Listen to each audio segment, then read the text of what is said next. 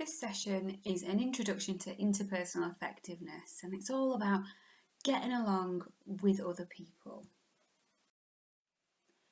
This is a really emotive topic, and most people will find this difficult because it triggers unwanted thoughts and feelings and generates lots of judgments about things that you might have done in the past, regrets, things that you've got shame and guilt about, or they give you the fear when you think about it. You think, oh, did I really do that? And you get that awful feeling of the fear, and it will change your relationships as well in the future. So looking at some of this stuff and how we are with other people and within relationships, it will have an impact on your future relationships, because it's going to make you think, and it's going to make you maybe want to do things a bit differently.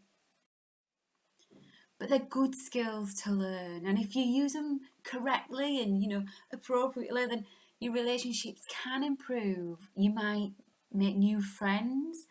People might want to do more things for you if you respond to things in a certain way. That might make people want to help you out more, might make you feel better about yourself. Who doesn't want that, to feel better about themselves? And it's all about tackling things in a way that helps you to keep your self-respect, because that's what we want at the end of the day. We want to do things so that we go to bed at night and we think, right, yeah, do you know what, I'm all right with that. I did my best there. Rather than you go to bed and you think, oh crikey, I can't show my face again, that was awful, I don't want to go there again. We don't want that, because that generates other difficult feelings. So we want to move away from that. So lots of talks about keeping your self-respect in other videos in the relationship module. So what do the skills in this module explore? They look at how to get what you want and need from other people, saying no to unwanted requests effectively. So how can you say it in a nice way? You don't have to just be quite curt and no, I'm not doing that. But how can you say it in a way that, again, maintains our self-respect, but also communicates your needs and what you want? How to build good, positive relationships and end difficult ones, destructive relationships that we don't want anymore, because actually they have a massive impact on our mood and our mental well-being. So how to highlight those, and actually how to get rid of those relationships from our lives. How to get the right balance in relationships, and learning to walk the middle path. So again, that's all about balance and how to navigate polar opposites and extremes within things.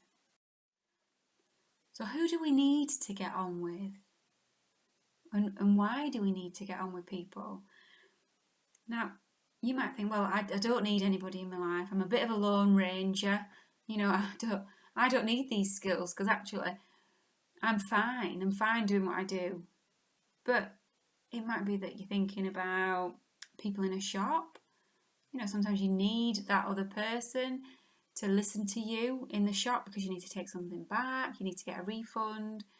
You have an interaction with that person. It might be on a regular basis. You might see the same person over and over. That is a relationship. It's just a certain kind of relationship.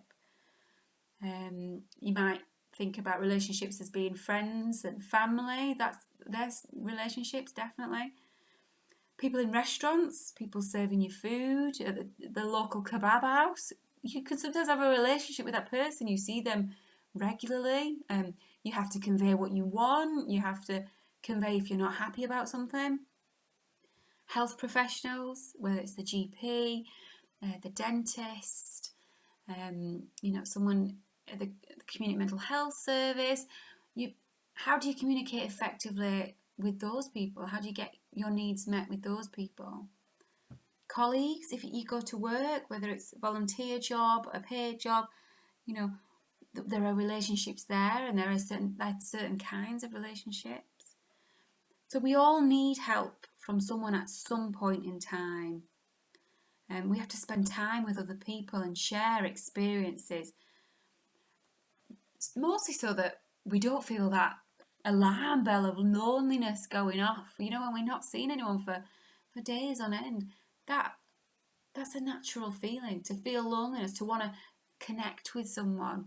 So learning these skills can help us to do that in an effective way, where we're all getting our needs met. We leave a relationship, a situation, feeling that we've handled that in a positive, manner. And we come across these things all day, every day. And you might say, well, I never go out. But, even on the phone, if someone's ringing you to offer you a service or to check up on you, that is an interaction with another human being. So that is a relationship. So who has a problem getting on with others? Do you have trouble asking for what you want from other people, or saying no to unwanted requests? So do you find yourself just saying yes all the time and getting really overwhelmed? Are there some people or times when being assertive is harder or easier? So there might be different kinds of relationships where you think, no, I've really got those skills down, whereas there's other relationships you think, oh, for some reason I just can't be assertive with that person. So what is that about? What might you think of your own skills in this area? Have a think what you think are your own strengths and weaknesses. Because we all have different strengths and weaknesses, and we can all work to improve. We're all a work in progress. Nobody's finished. So, but have a little think about what it is that you want to work on. So what gets in the way? So you might not have the skills at all. You might not even, know about how to be assertive. That might be something you want to learn more about. You might have the skills, but you don't really know what you want. How can you ask for what you want if you don't even know what that is? Or you're just not used to asking for help. You don't think you deserve help. Your beliefs about yourself get in the way. Other people deserve more than me.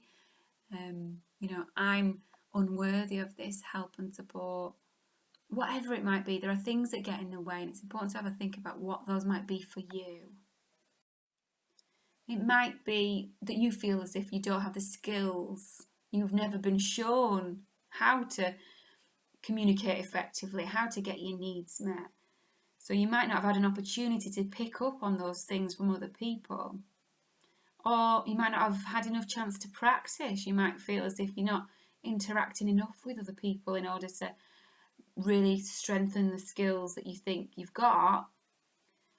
So imagine, for an example, hold your hands up as if you're playing a flute. You're holding a flute. And I want you to pucker your lips. Hold your fingers as if you're holding them over the little holes. So you hold your hands either side of each other. And imagine pressing on the holes as if you're playing a flute.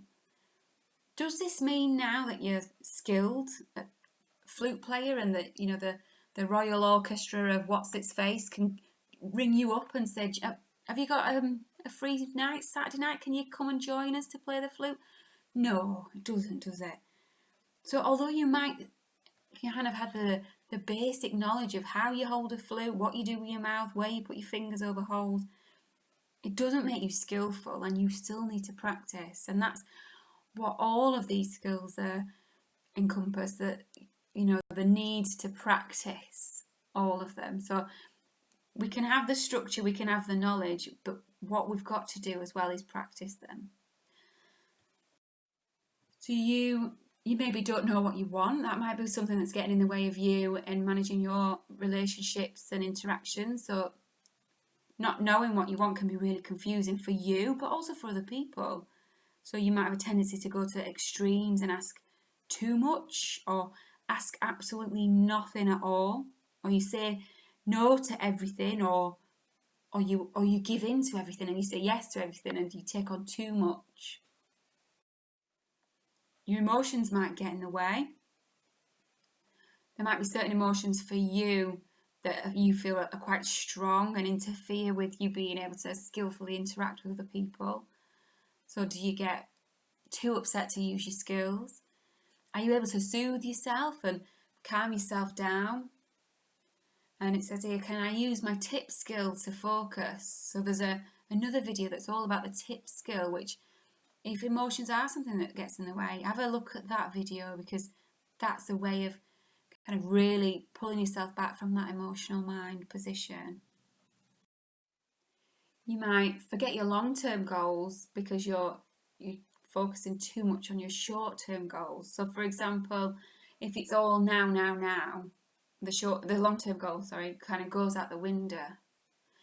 So if, for example, your tolerance for conflict is really, really low, you might end a relationship completely, even though you really want that relationship, and forming new friendships and developing connections in your community is really important to you, and that's part of your long-term goal. But you might end that relationship because you want to save face, it's too uncomfortable, whatever the reason might be. So then you got your long-term goal versus your short-term goal, and they're not meeting in the middle. So getting what you want in that instance, but having consequences that you didn't want in the future. So you might, like I said, you might save face and think, right, well, I've dealt with that. But then you're very, very lonely in the long term, and that's not meeting your goal. Making threats and demands when you feel angry so that you win your point. But again, you lose that friendship, you lose that relationship, because people don't want to hang out with people who gets their needs met by being very, very angry.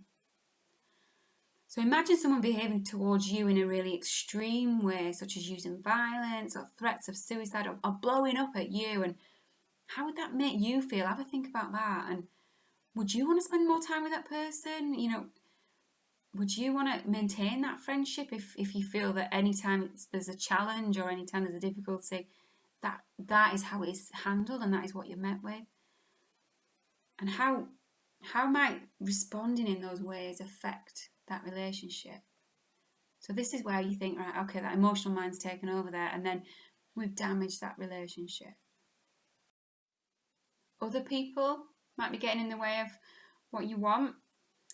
Not getting what you want or need doesn't necessarily mean that you're not skilled enough as well. It's important to think about the environment that might not allow you to get your needs met or what you want, because that might not be available. And I always say, it's like asking for a pizza from McDonald's. As much as you might be really skilled and assertive, it's not going to happen because they don't sell pizza. So is it the environment that's not allowing you, enabling you to get what you want? Are other people put out if you get what you want? Do you feel that you're not worthy? Are other people saying no because I'm always asking? Are you asking too much? Might you have the belief that other people won't like you if you get what you want? So these skills are not, all of these skills in these videos they're not guarantees for you to get everything that you want, but they're a way of not making situations worse and not leaving you with uncomfortable feelings to have to manage after, if you've managed your situation in a really unskillful way. Because it's like mopping up a mess after. You're like, oh god, well, I really made a mess there, I really made a show there, and it gives yourself more work to do. It's harder.